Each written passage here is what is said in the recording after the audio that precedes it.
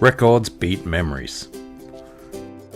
Richard Branson of Virgin Group runs 400 companies, including medical, telecommunications, hotels, and space travel, and is one of the most famous entrepreneurs today.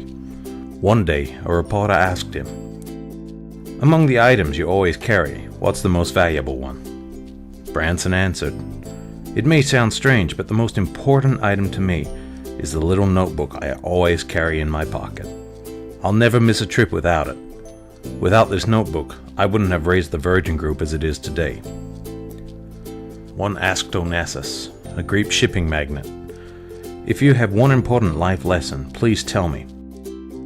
Onassis replied, "Let me tell you a $1 million lesson. Take your notes with you at all times and keep a record of everything. When you get an idea, write it down. Records call actions. If you don't write down, you will forget about it. If you forget it, you can't act. Actions are key to business.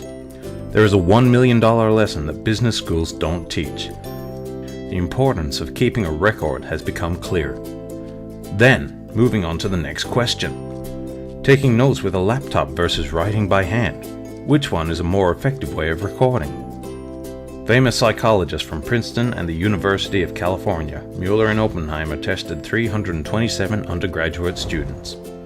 Participants took notes while watching TED Talks and took the test 30 minutes later.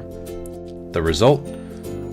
Laptop users and notebook users scored similarly in factual problems. However, laptop users scored lower in questions that require understanding the concepts. Mueller and Oppenheimer noticed through careful observation that as they listened to the lecture, laptop users simply and literally typed out the key concepts.